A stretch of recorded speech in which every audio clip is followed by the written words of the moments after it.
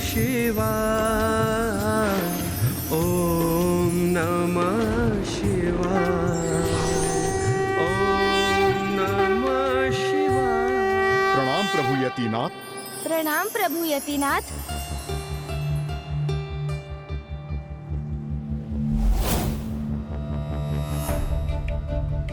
प्रभु, आपकी ही इच्छा और आपके ही उपकार से मैंने इन आत्मलिंग को प्राप्त किया है और आपके ही इच्छा अनुसार मैं आत्मलिंग को लेकर गोकर्ण पहुंच चुका हूं और अब मुझे आपके दर्शन भी प्राप्त हो गए। तो अविलंब मैं लंका के लिए प्रस्थान करूंगा और आपकी कृपा से एक ही उछाल में लंका भी पहुंच जाऊंगा। लंकेश रावण ऐसा इसलिए कह रहे हैं ताकि प्रभु यतिनाथ उनके मार्ग में कोई अवरोध उत्पन्न ना करें और वो बड़ी ही सरलता से बिना किसी कठिनाई के लंका पहुंच सके। क्यों? तुम यहाँ से तत्काल प्रस्थान करोगे लंकेश? हाँ प्रभु। एक निष्ठावान ब्राह्मण होने के नाते स्वच्छ होकर संध्या वंदना नहीं करोगे?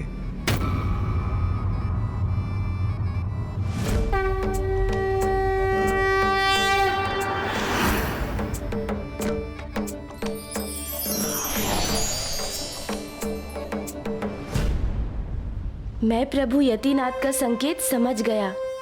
अब लंकेश को प्रभु के आत्मलिंग के साथ लंका पहुंचने से रोकने का ये मेरा अंतिम अवसर है। मुझे अपने प्रबल प्रयास करने होंगे। लीजिए लंकेश, जल ग्रहण कीजिए और संध्या वंदन संपन्न कर लीजिए।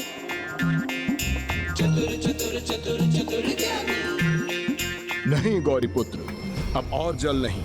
मेरा उदर अब जल से भर चुका है। अर्थात अब मेरी युक्ति सफल होने का समय आ गया है। प्रतीत होता है लंकेश को लघु शंका का आभास हो चुका है। मेरे विचार से तो मुझे क्षण भर का भी विलंब नहीं करना चाहिए। संध्या वंदन मैं लंका पहुंचकर ही कर लूंगा, प्रभु के आत्मलिंग को लंका स्थापित करने के उपरांत। किंतु मुझे तो प्रतीत हुआ था लंकेश को लघु शंका आ जाएगी।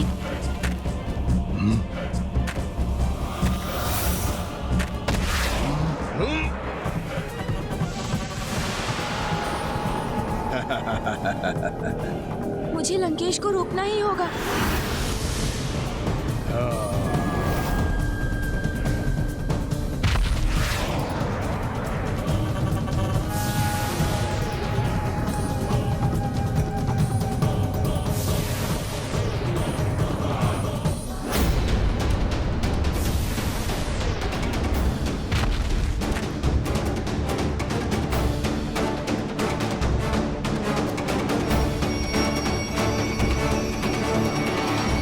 महादेव के आत्मलिंग के साथ लंका लौटने पर मैं तुम्हारा स्वागत करती हूँ पुत्र लंकेश।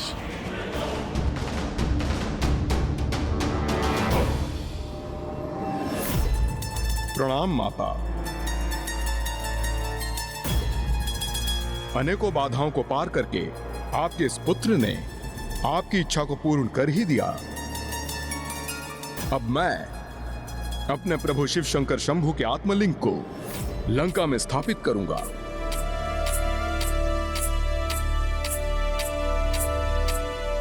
जय शिव शंकर शंभु।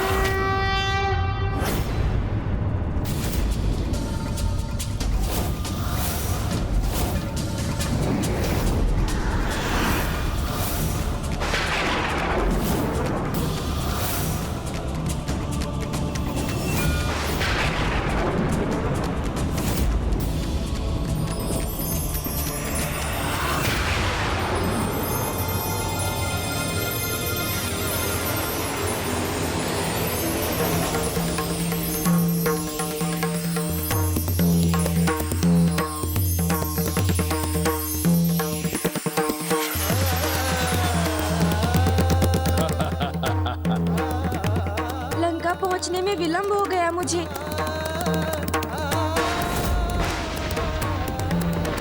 और प्रभु के आत्मलिंग के लंका में स्थापित होने के कारण कैलाश अब अपनी दिव्य आभा से वंचित हो रहा है।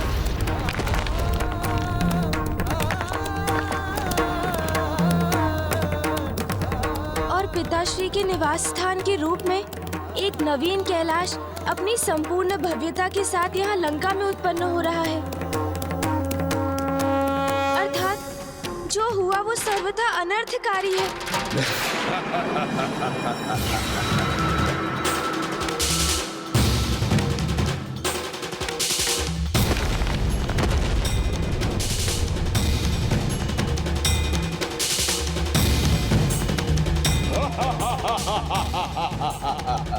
प्रभु के आत्मलिंग को लंका में स्थापित कर ही दिया मैंने।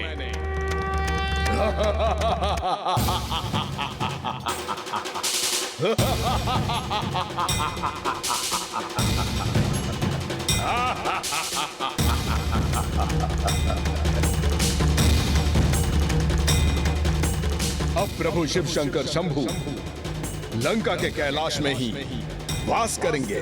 अब प्रभु शिव शंकर शंभु लंका के कैलाश में ही वास करेंगे। तो वास्तविकता में कैलाश संपूर्ण रूप से नष्ट हो जाएगा।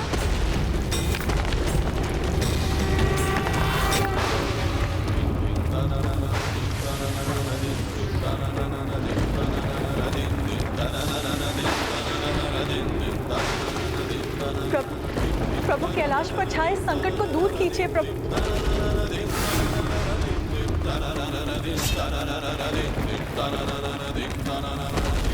हाँ देवी, लंकेश रावण ने अब लंका में मेरा आत्मलिंग स्थापित कर दिया है, इसलिए मुझे उसे दिए वचन के अनुसार लंका प्रस्थान कर वहीं वास करना होगा। किंतु मेरे वहां जाने से लंकेश भविष्य में श्री हरि नारायण के राम अवतार से भी सुरक्षित हो जाएगा। और यदि ऐसा हुआ तो संसार में जो अच्छा है, जो श्रेष्ठ है, वो सभी धीरे धीरे त्रास हो जाएगा। अधर्म, अनाचार बढ़ जाएगा। उससे तो उत्तम यही होगा कि प्रलय के निर्धारित समय के पूर्व ही प्रलय उत्पन्न कर इस सृष्टि का सर्वनाश कर दो। तब एक नवीन पाप रहित संसार का पुनः निर्माण संभव हो सकेगा।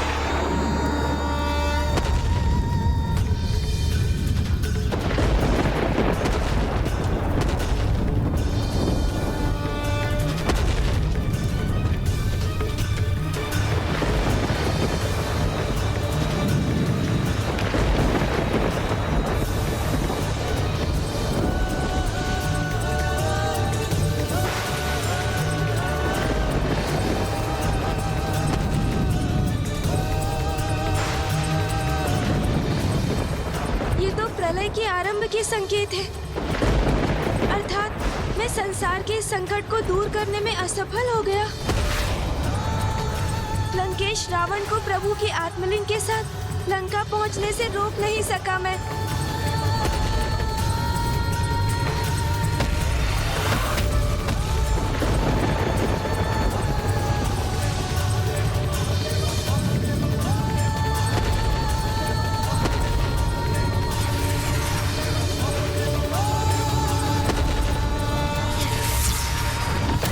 पुत्र,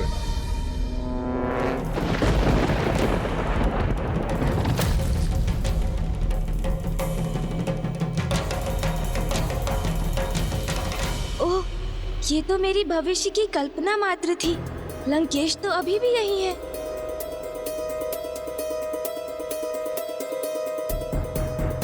अब मुझे एक क्षण कभी विलंब नहीं करना चाहिए गौरी पुत्र।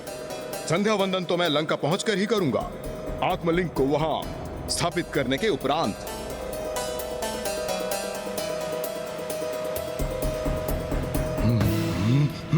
लंकेश, किंतु मेरे विचार से आपको संध्या वंदन किए बिना प्रस्थान नहीं करना चाहिए। स्वयं आपके प्रभु महादेव के अवतार ने ही आपको संध्या वंदन करने के लिए कहा था, और आप जैसे महान भक्त उनके आदेश को कैसे टाल सकता है? हाँ, आप भी उचित कहते हैं। प्रभु के आदेश से तो बाध्य हो गया हूं मैं, और मुझे संध्या वंदन भी यही करना होगा।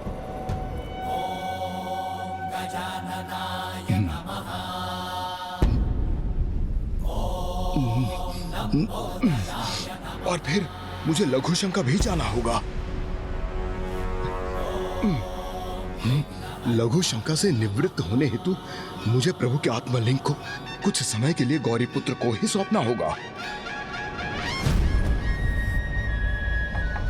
क्योंकि यदि मैंने आत्मलिंग को यहाँ किसी स्थान पर स्थापित किया तो फिर वो तो भूमि का स्पर्श करते ही यही स्थापित हो जाएंगे।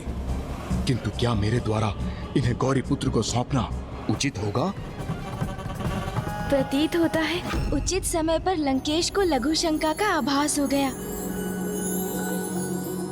अन्यथा मैं तो इसी चिंता में था कि कहीं मेरी युक्ति विफल ना हो जाए।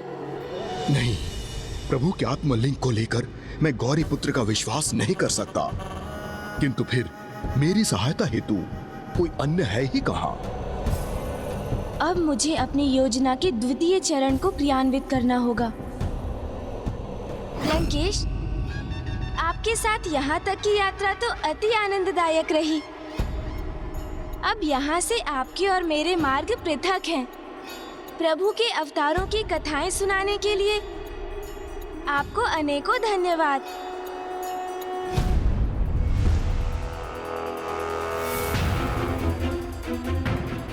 क्या मैं इन पर विश्वास कर इन्हें कुछ समय के लिए रोक लूं?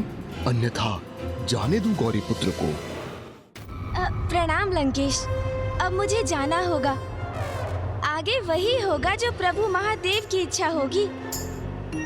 आज्ञा दीजिए। लंकेश, क्या मैं अपना कलश ले सकता हूँ? हाँ गौरीपुत्र।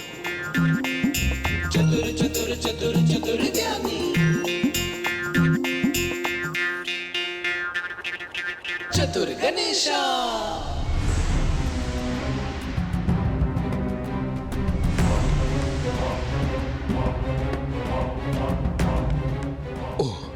अत्यंत तीव्र लघु शंका का आभास हो रहा है मुझे।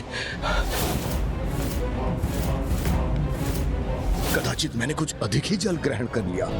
मुझे गौरीपुत्र को ही रोक लेना चाहिए। गौरीपुत्र, गौरीपुत्र तो इतने शीघ्र चले भी गए यहाँ से। अब मैं क्या करूं? शीघ्र ही मुझे कोई उपाय ढूंढना होगा, अन्यथा विकट स्थिति उत्पन्न हो जाएगी। कोई है यहाँ?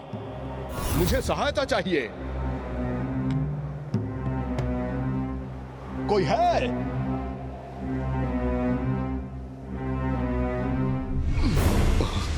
ओह, हाँ, हाँ,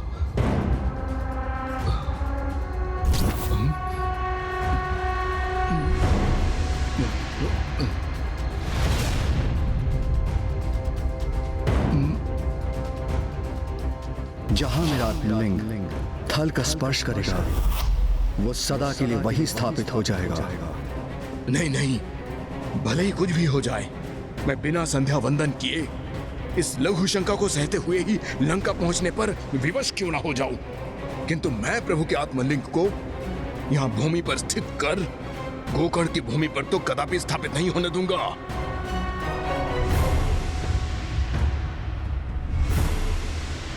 आप ऐसे कैसे नहीं होने देंगे लंकेश?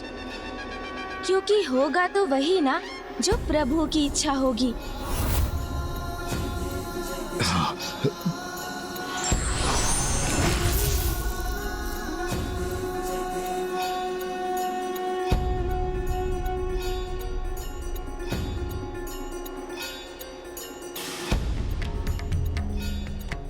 हे प्रभु महादेव, अब आप ही मेरी सहायता कर सकते हैं। ओम नमः शिवाय। ओम नमः शिवाय। ओम नमः शिवाय। ओम नमः शिवाय। ओम नमः शिवाय।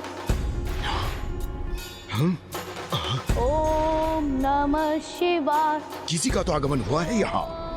प्रभु को अनेकों धन्यवाद।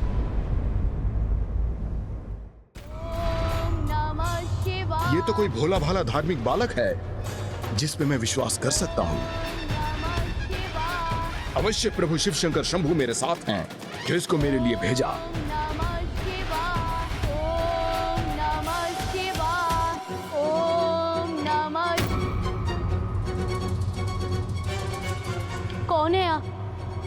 आपने मेरा मार्ग क्यों रोका है? भयभीत ना हो बालक, मैं तुम्हें यहाँ क्षति पहुंचाने नहीं आया हूँ। मैं तुमसे सहायता मांगने का इच्छुक हूँ। आप जैसे महान अत्यंत बलशाली दिखने वाले योद्धा को भला मुझ जैसे छोटे दुर्बल निर्धन ब्राह्मण बालक की क्या सहायता चाहिए? मात्र इतना ही करना है तुम्हें कि शिवलिंग को कुछ समय तक अपने हाथों में थाम कर रखना है, जिससे मैं स्वच्छ होकर अपना संध्या वंदन पूर्ण कर सकूं। किंतु संध्या वंदन तो मुझे भी पूर्ण करना है। मेरी तो प्रभु के नाम की जाप की 5 माला ही शेष है।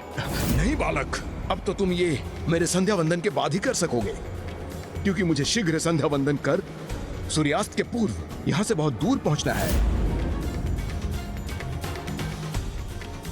अच्छा, तो यदि मैं आपकी सहायता करूं, तो पुरस्कार स्वरूप क्या प्रदान करेंगे आप मुझे? हाँ। निर्धन ब्राह्मण बालक हो ना तुम, तो मैं तुम्हें धनवान बना दूंगा। जितने भी आभूषण मैंने अपने तन पर धारण कर रखे हैं, वो मैं तुम्हें दान कर दूंगा।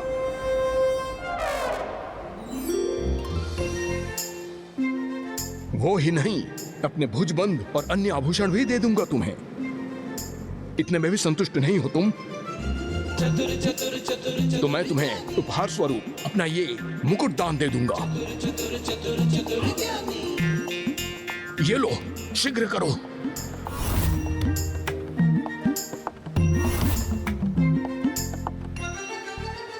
उचित है, उचित है। किंतु मैं इन आत्मलिंग को अपने एक हाथ से थाम तो सकूंगा ना, क्योंकि मुझे अपने दूसरे हाथ से प्रभु नाम की जाप की शेष 5 मालाओं को भी तो पूर्ण करना है। और आप मुझे ये भी बता दीजिए कि इन आत्मलिंग में अत्यधिक भार तो नहीं है ना? भार तो नहीं है ना? हाँ, ये बालक आत्मलिंग के बारे में कैसे जानता है?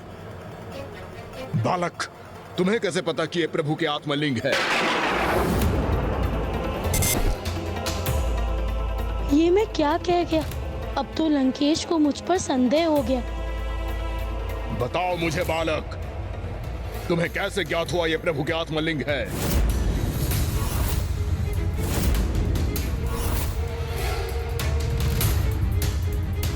योद्धा जी, मैं भोला हूँ, बालक हूँ, किंतु ना समझने ऐसी अनुपम दिव्यता संपन्न शिवलिंग कोई साधारण शिवलिंग तो नहीं हो सकती। वो अवश्य प्रभु की आत्मलिंग ही होंगे ना?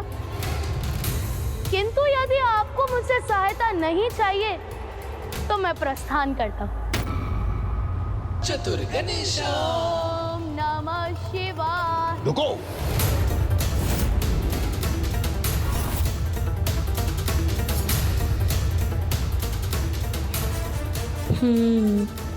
मेरी बातों में उलझ गए ना आप लंकेश? तो अब देखिए मैं क्या करता हूँ।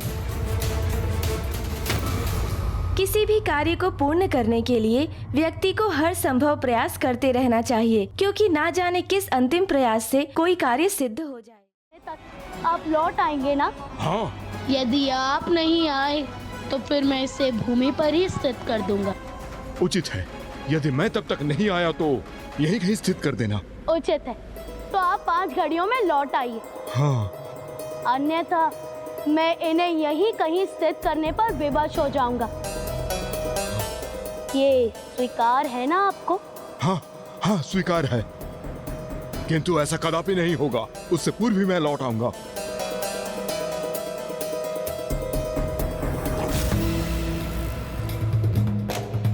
अच्छा, तो फिर आप यहाँ रुके क्यों हैं? जाइए, आपका समय आरंभ हो चुका है। ओम नमः शिवाय। ओम नमः शिवाय।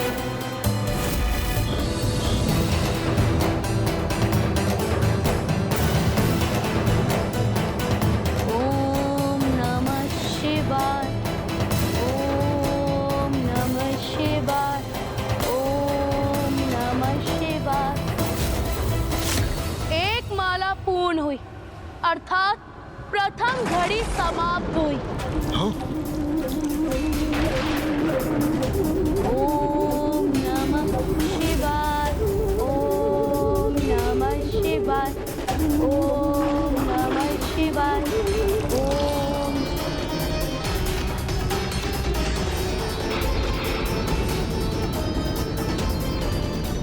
दूसरी माला के जाप के साथ दूसरी घड़ी भी समाप्त हुई। मुझे शीघ्रता करनी होगी। लघु शंका के पश्चात मुझे स्नान कर संध्या वंदन भी तो करना है।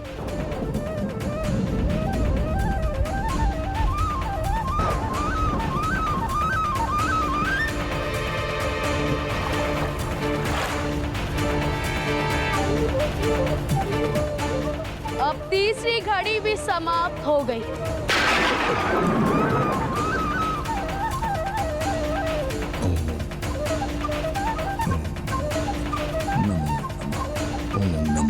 चौथी माला के जाप के साथ चौथी घड़ी भी समाप्त हो गई। अब मैं अपने अंतिम माला का जाप आरंभ करता हूँ। नमो नमः, ओम नमो नमः, नमो नमः, नमो नमः, नमो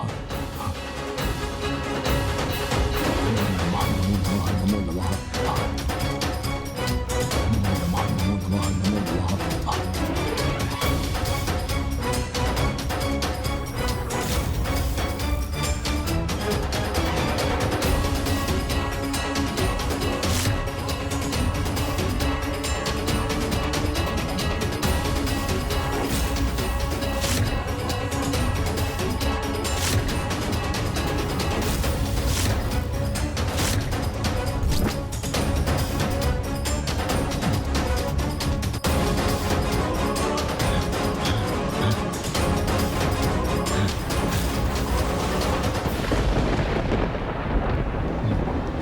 अर्थात अब मेरी पांचवी माला भी पूर्ण हुई। अब 5 घड़ियों का समय समाप्त हुआ। नहीं, हाँ, नहीं बालक, मैं आ रहा हूँ। आत्मलिंग को भूमि पर स्थित मत करना। तुम मेरा आत्मलिंग अपने साथ अवश्य ले जा सकते हो रावण, किंतु स्मरण रखना, आज सूर्यास्त से पूर्व तुम्हारी इच्छा के अनुसार जहां मेरा आत्मलिंग थल का स्पर्श करेगा वो सदा के लिए वही स्थापित हो जाएगा।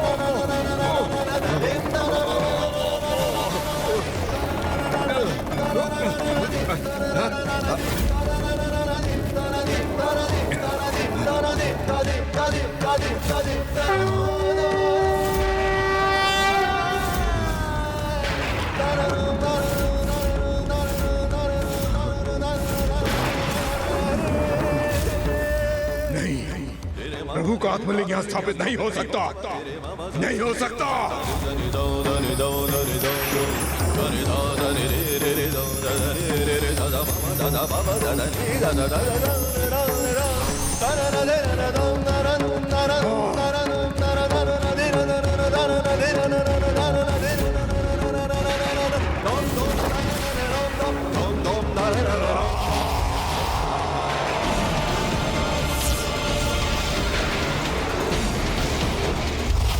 पुत्र, जाओ, जाकर प्रभु महादेव का आत्मलिंग लेकर आओ। इस बार मैं प्रभु महादेव को अपने साथ लेके ही लौटूंगा, अन्यथा आपको कभी अपना मुख नहीं दिखाऊंगा मैं।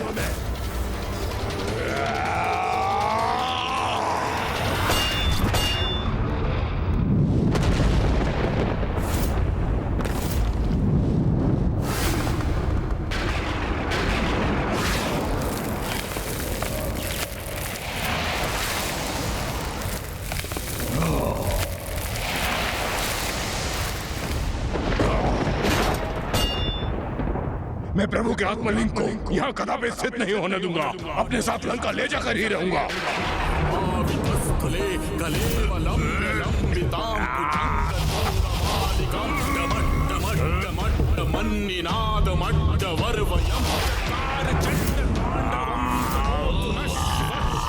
आप प्रभु की आत्मलिंग को अपने स्थान से कदापि नहीं हिला सकते हैं लंकेश।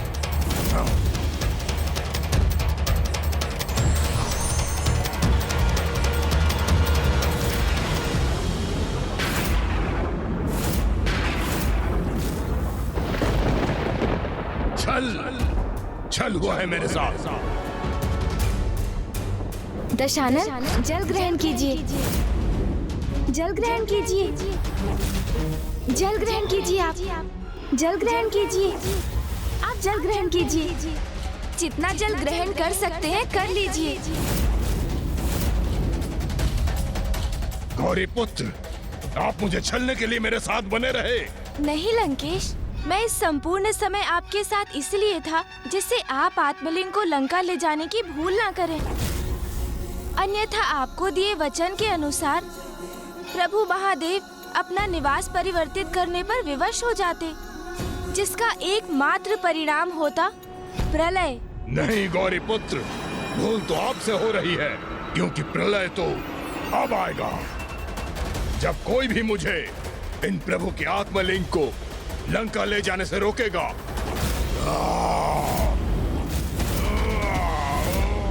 लंकेश, अब अपना ये प्रयास यहीं रोक दीजिए आप, क्योंकि इन्हें यहाँ से विस्थापित का प्रयत्न करना पाप होगा। और इतने महाज्ञानी होने के बाद भी ऐसा अनर्थ करने की मूर्खता मत कीजिए आप। आपके लिए मूर्खता होगी गौरी पुत्र, किंतु मेरे लिए ये उद्देश्य है। आप जो चाहते थे आपने वो किया, अब जो मैं चाहूंगा वही होगा। उसमें आपका कोई भी हस्तक्षेप स्वीकार नहीं करूंगा।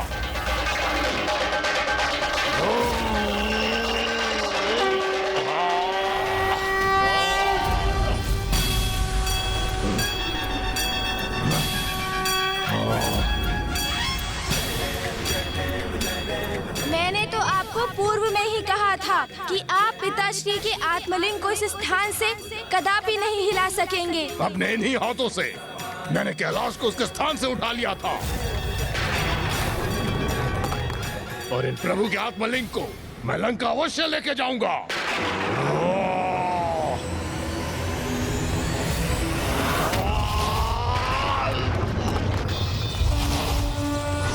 वहीं रुक जाइए लंकेश, क्योंकि जो कुछ भी हुआ प्रभु महादेव की इच्छा से ही हुआ, इसलिए उनकी इच्छा के विरुद्ध जाने का दुस्साहस मत कीजिए आप। अन्यथा जो आप करने जा रहे हैं उसका दुष्परिणाम भुगतना होगा आपको। नहीं, अब कोई नहीं रोक सकता मुझे, ना ही आपका छल और ना ही आपका भयभीत करने का प्रयास।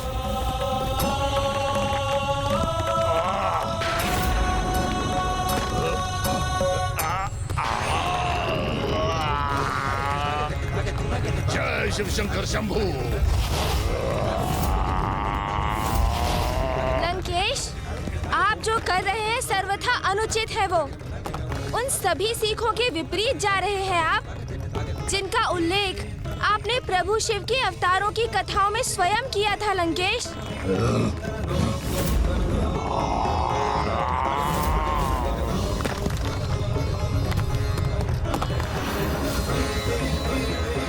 पृथ्वी पर महासंकट छा रहा है। यदि पृथ्वी को विभाजित करने वाली ये दोनों रेखाएं आपस में मिल गई तो पृथ्वी दो भागों में विभाजित हो जाएगी। ऐसा कदापि नहीं होना चाहिए। हमें इसे कैसे भी रोकना होगा। रुक जाइए लंकेश, आप अपने साथ संपूर्ण पृथ्वी का विनाश करने जा रहे हैं। मुझे इसकी कोई चिंता नहीं।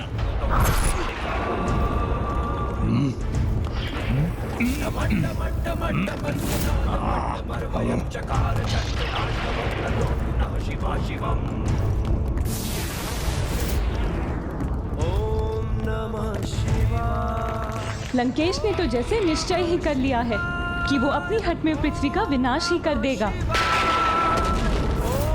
नमः शिवाय, ओम नमः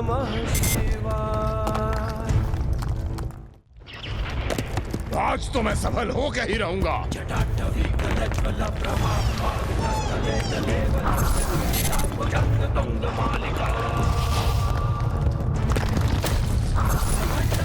लंकेश, अब मैं आपको अंतिम चेतावनी दे रहा हूँ, रुक जाइए। नहीं गौरी पुत्र, आपने छल किया है मुझसे और अब आपकी अथवा किसी की भी चेतावनी का कोई प्रभाव नहीं होगा मुझ पे।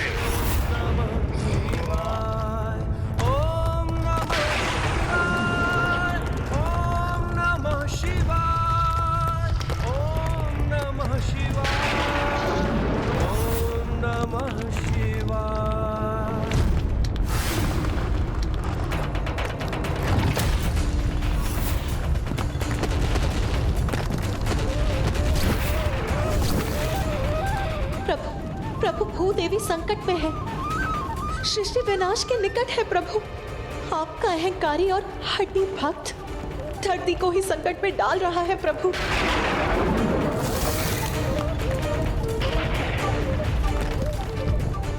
अनेकों चेतावनी दे चुका हूँ मैं आपको दशानन, किंतु अब मैं आपके रुकने की और प्रतीक्षा कदापि नहीं करूँगा। आपको आपकी इस उद्दंडता का उचित दंड दूंगा मैं।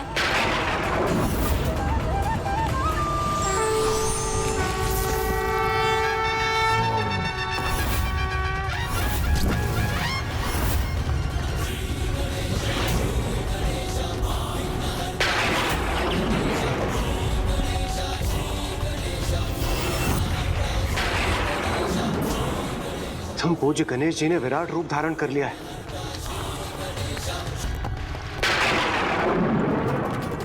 किंतु सृष्टि तो एक अत्यंत ही विकट संकट की ओर बढ़ रही है।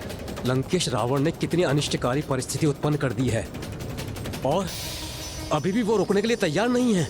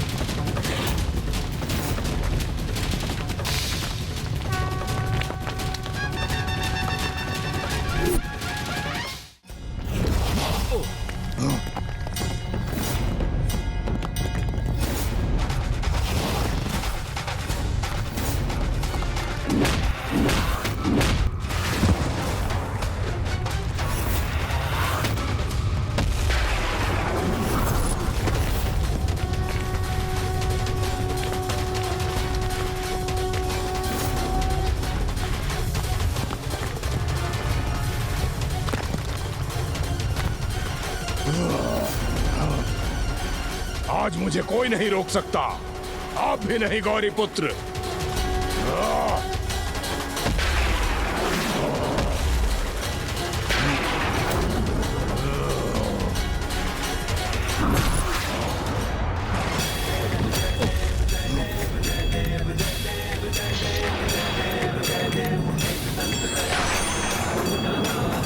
आप मुझे मेरी शक्ति का प्रयोग करने के लिए विवश कर रहे हैं गौरी पुत्र।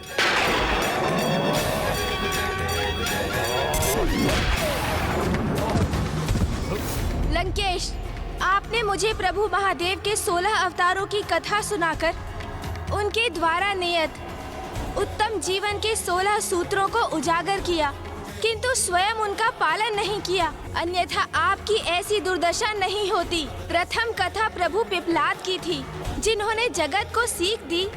अपनी शक्ति के सदुपयोग के प्रति सभी को सदैव सजग रहना चाहिए, कभी उस शक्ति पर अहंकार नहीं करना चाहिए। किंतु प्रभु पिपलाद की सीख के विपरीत आपने अपनी शक्ति का अनियंत्रित प्रयोग कर महादेव के आत्मलिंग को यहाँ से विस्थापित करने की चेष्टा की, जबकि वो स्वयं प्रभु की इच्छा से ही यहाँ स्थापित हुए हैं। फिर प्रभु नंदेश्वर की कथा से ये सीख प्राप्त हुई, प्रभु की भक्ति को हृदय में धारण कर बढ़ने से किसी भी कार्य में सफलता प्राप्त हो सकती है।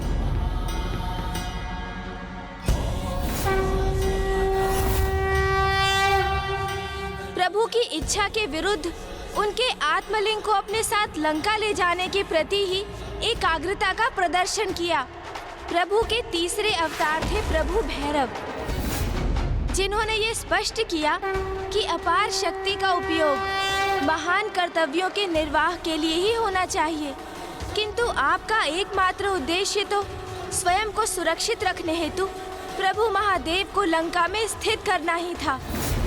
प्रभु के चौथे अवतार प्रभु वीरभद्र के माध्यम से उन्होंने ये स्थापित किया कि जो ज्ञानी और शक्तिशाली होते हैं उन्हें कभी भी निष्क्रिय रहकर अधर्म और अन्याय का मूक समर्थन नहीं करना चाहिए, किंतु आप तो महाज्ञानी और महाबली होते हुए भी स्वयं अधर्म के पथ पर ही अग्रसर रहे। प्रभु के पांचवे अवतार प्रभु गृहपति थे, जिनसे ये सीख प्राप्त हुई, प्रबल इच्छा शक्ति और पूर्ण निष्ठा एवं श्रद्धा से कुछ भी संभव हो सकता है। प्रत्येक जीव को कभी भी किसी से वो कदापि नहीं मांगना चाहिए जिसे प्रदान करना देने वाले को कठिन हो। किंतु आपका उद्देश्य तो श्रद्धा से नहीं अपितु स्वार्थ से प्रेरित था। यदि निश्चल भक्ति से प्रभु की आराधना करते तो आपको स्वतः ही भोलेनाथ का सानिध्य प्राप्त होता और स्वयं को सुरक्षित रखने हेतु और आपको प्रभु के आत्मलिंग की आवश्यकता ही ना होती। अपना हठ त्याग दो और यहाँ से तत्काल प्रस्थान कर लो लंकेश, यही तुम्हारे लिए हितकर है, अन्यथा मैं विवश होकर वो करने वाला हूँ जिससे कदाचित अब तुम तो क्या संपूर्ण सृष्टि के नवे अवतार प्रभु सुरेश्वर की कथा से ये सीख प्राप्त हुई कि जो बाधाओं की चिंता किए बिना पूर्ण एकाग्रता से निरंतर अपने परम लक्ष्य की ओर बढ़ते हैं वो अवश्य विजयी होते हैं। किंतु आप तो अपने लक्ष्य अपने प्रभु और उनकी भक्ति से भटककर निस्वार्थ के प्रति एकाग्र हो गए। बस गौरी पुत्र, अब आप मुझे अत्यंत क्रोधित होने पर विवश कर रहे हैं। आपका क्रोध जागृत हो रहा है लंकेश, तो तनिक प्रभु के क्रोधांश से उत्पन्न हुए उनके 10वें अवतार प्रभु ऋषि दुर्वासा की सीख का भी स्मरण कर लीजिए, जिन्होंने सदा अनुशासन का पालन करने की सीख दी, किंतु आप ही भक्ति का अनुशासन भूल गए। निश्चल भक्ति से छल का समावेश होने दिया आपने। छल नहीं, मेरी भक्ति थी गौरी पुत्र, प्रभु की सर्वोच्च भक्ति, महान भक्ति।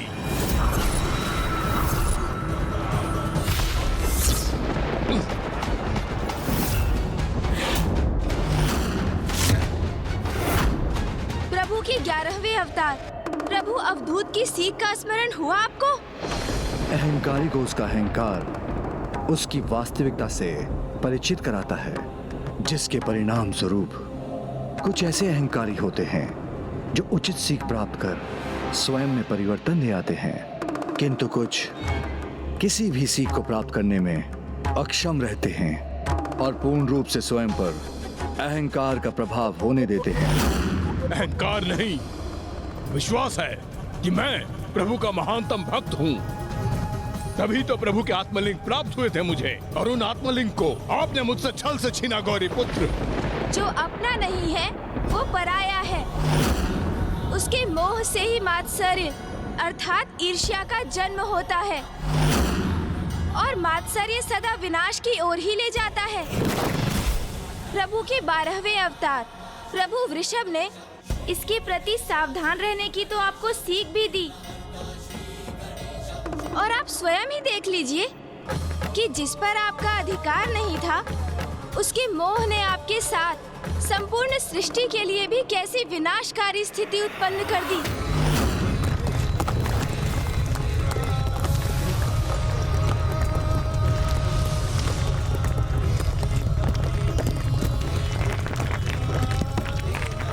प्रभु के आत्मलिंग पर आए नहीं, मेरे हैं वो।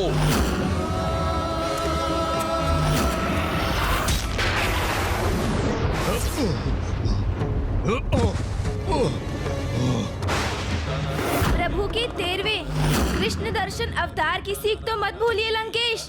ये तो ज्ञात है ना आपको कि आसक्ति से ही दुर्गति है। किंतु आपने कहा प्रभु के आत्मलिंग के प्रति अपनी आसक्ति का परित्याग किया।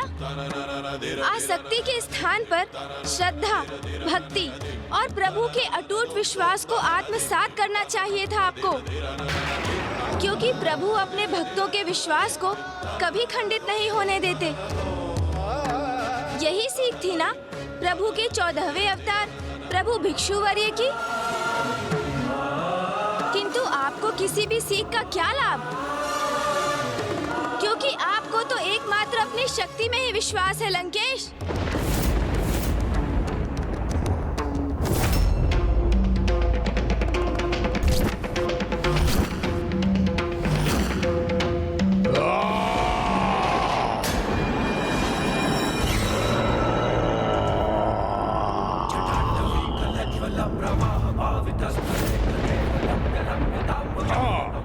अवश्य है, क्योंकि शक्ति संपन्न हूँ मैं, अपार शक्ति है मुझ में, और उसका प्रयोग कब और कैसे करना है ये भी ज्ञात है मुझे। ये आपकी शक्ति नहीं, आपका अभिमान है लंकेश।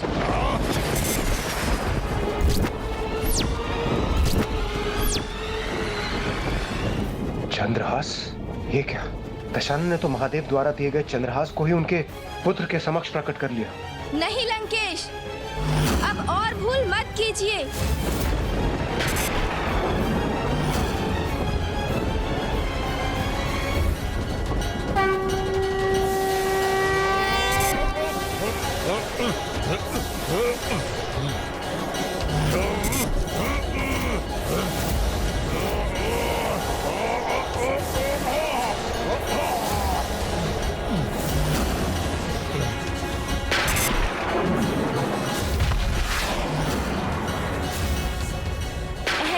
लंकेश, तुम पिताश्री से प्राप्त चंद्रहास का प्रयोग अधर्म के लिए कदापि नहीं कर सकते।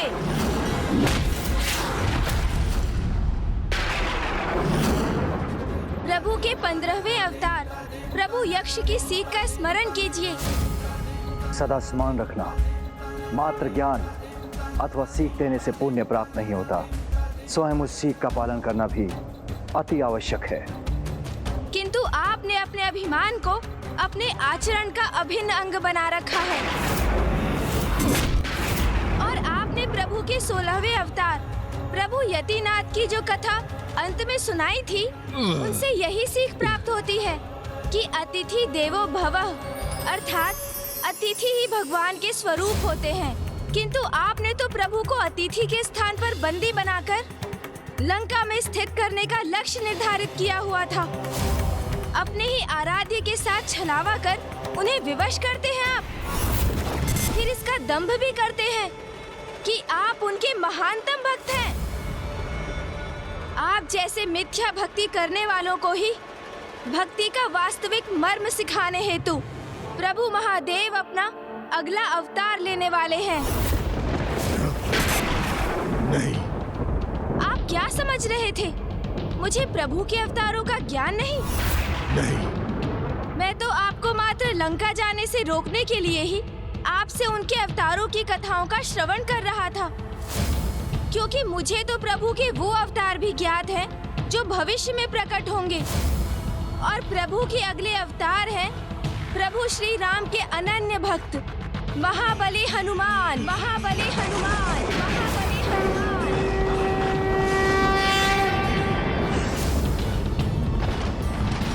वो महाभक्त प्रभु हनुमान जो अपने वक्ष में अपने आराध्य को धारण कर हमें ये सीख प्रदान करने वाले हैं कि भक्त के कण कण में प्रभु का वास होता है, और जो भक्त अपने शरीर को ही प्रभु का मंदिर मान लेते हैं वो तो स्वयं भगवान बन जाते हैं। कदाचित उनकी भक्ति देखकर आपको निश्चल भक्ति का महत्व समझ में आएगा, और फिर प्रभु द्वापर युग में काल, क्रोध और यम के अंश अर्थात गुरु द्रोणाचार्य के पुत्र महायोद्धा अश्वत्थामा के रूप में अवतार लेकर जगत को ये सीख देंगे कि प्रतिशोध की भावना से व्यक्ति दूसरे का ही नहीं स्वयं अपना भी विनाश निर्धारित कर लेता है। और प्रभु के 19वें अवतार होंगे प्रभु किरात, जो एक बनवासी के रूप में धर्मपरायण योद्धा पांडु पुत्र अर्जुन की परीक्षा लेने के उपरांत उन्हें पशुपति अस्त्र प्रदान करेंगे और संसार को ये सीख देंगे कि वास्तविक योद्धा वो होता है जो अपने पराक्रम से युद्ध भूमि में विजय तो प्राप्त करता ही है, प्रभु के हृदय में भी अपना स्थान बनाने में सफल होता है। और एक परम भक्त योद्धा का आचरण आपके सर्वथा विपरीत होता है, क्योंकि आपने तो तपस्या के माध्यम से भी अपनी स्वार्थ की पूर्ति हेतु अपने भगवान से भी छल किया।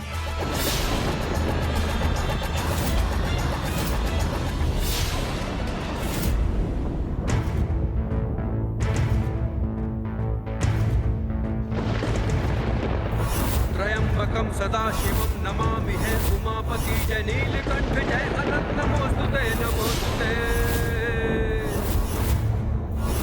हो भोलेनाथ भक्तों के हो कष्ट से निवारते, ये सृष्टि सारी संकटों से जित ही है उबारते। यदि अभी भी आपने स्वयं को नहीं सुधारा लंकेश, तो प्रभु महादेव के अगले 3 अवतारों में से एक प्रभु हनुमान आपको उचित सीख अवश्य देंगे।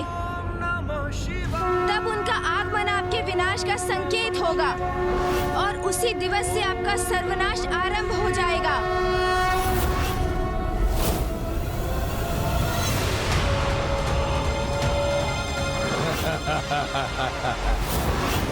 ये सब कहकर आप मुझे भयभीत कर रहे हैं गौरी पुत्र, किंतु ऐसा कुछ भी नहीं होगा, क्योंकि कोई भी शक्ति, कोई भी अवतार मुझे लंकेश रावण को कोई क्षति नहीं पहुंचा सकता। ये दशानन तो अपनी हट पर अड़ा है। अब प्रथम पूज्य गणेश जी दशानन के साथ कैसा व्यवहार करेंगे?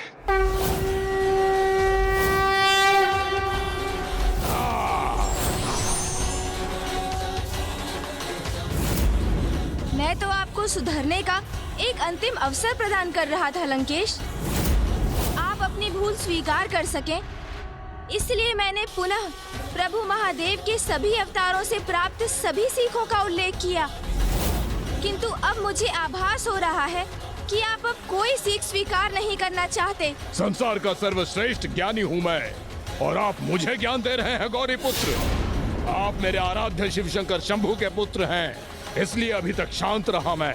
और यदि आपने मुझे प्रभु के आत्मलिंग को ले जाने से रोका, तो मैं अपने संपूर्ण शक्ति का प्रदर्शन करने से नहीं रुकूंगा।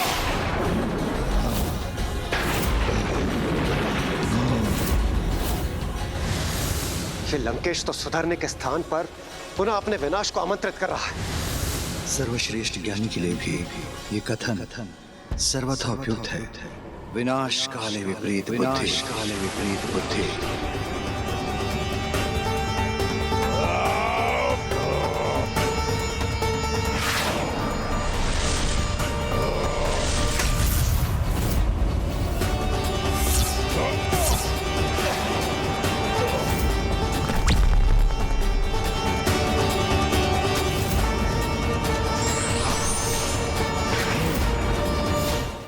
सीख प्राप्त कर स्वयं को सुधारने में असमर्थ हो, उसे तो मात्र दंडित ही किया जा सकता है। अब आप अपनी मृत्यु के लिए तैयार हो जाइए लंकेश।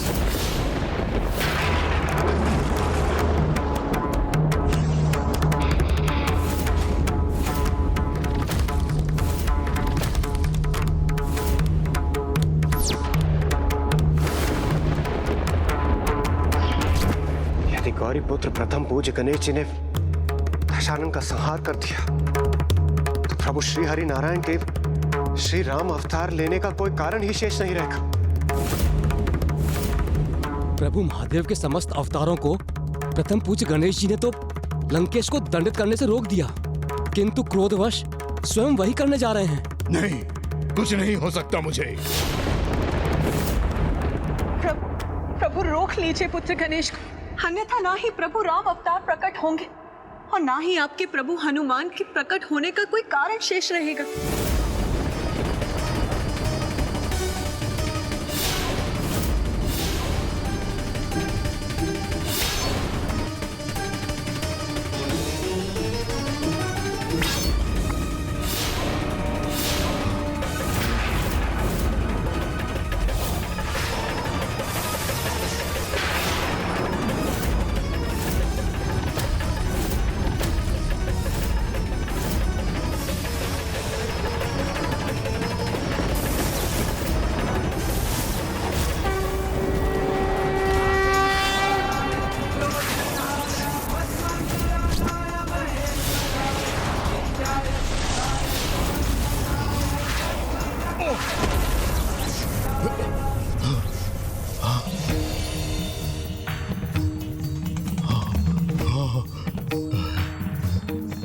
मुझे ज्ञात था मेरे प्रभु शिव शंकर शंभू अवश्य मेरी रक्षा करेंगे।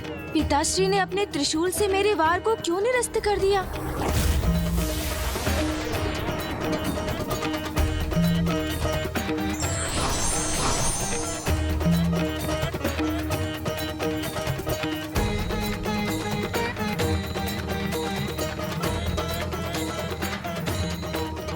महादेव। पुत्र, लंकेश रावण को उसके अपराध का दंड प्राप्त हो चुका है। वो आत्मलिंग खो चुका है और यहीं से उसके पापों की गागर भी भरनी आरंभ हो चुकी है। किंतु हमें अभी भी उसे एक भूल सुधारने का अवसर प्रदान करना चाहिए। जैसी आपकी आज्ञा पिताश्री।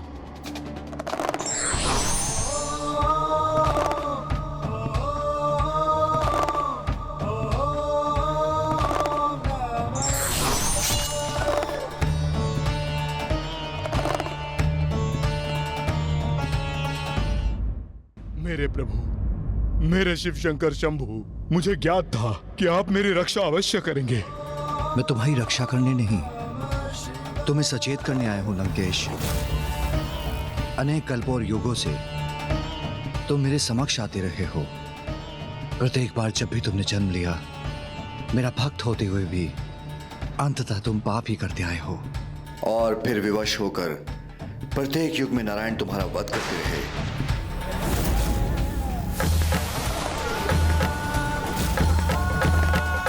प्रत्येक जन्म में तुमसे एक ही आशा रही है कि इस जन्म में तुम अवश्य सुधर जाओगे, किंतु तुमने मुझे सदा निराश ही किया है लंकेश। प्रत्येक कल्पों और युग में ही नहीं, अपितु प्रत्येक ब्रह्मांडों में तुम इन्हीं भूलों को दोहराते हो और दंडित होते हो।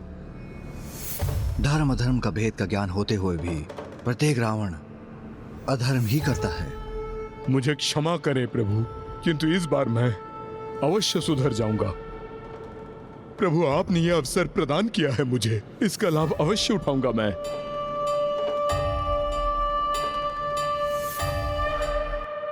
हे गौरी पुत्र, मुझे प्रत्येक भूल की क्षमा दीजिए।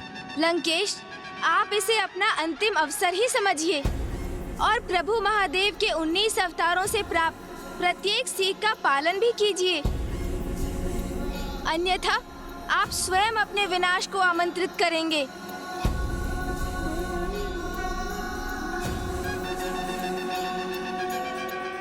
प्रभु, आपकी कृपा हेतु लंकेश रावण का कोटि कोटि धन्यवाद। आपसे क्षमा पाकर मैं धन्य हो गया प्रभु।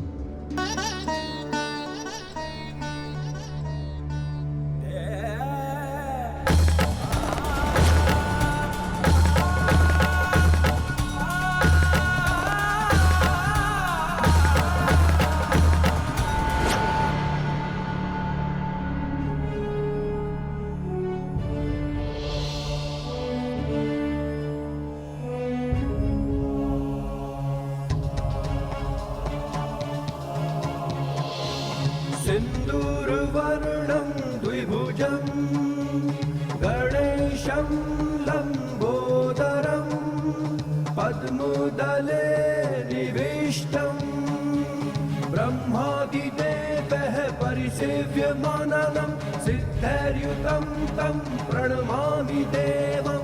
सिन्दूरवर्णं द्विभुजं गणेशं लम्बोदरं पद्मदले निविष्टं ब्रह्मादिदेवः परिसेव्यमानं सिद्धैर्युतं तं प्रणमामि देवं। सिन्दूरवर्णं द्विभुजं गणेशं लम्बोदरं पद्मदले निविष्टं ब्रह्मादिदेवः परिसेव्यमानं सिद्धैर्युतं तं प्रणमामि देवम्। गौरी पुत्र प्रथम पूज्य गणेश जी की जय। गौरी पुत्र प्रथम पूज्य गणेश जी की जय। गौरी पुत्र प्रथम पूज्य गणेश जी की जय। विघ्नहर्ता प्रथम पूज्य गणेश जी की जय।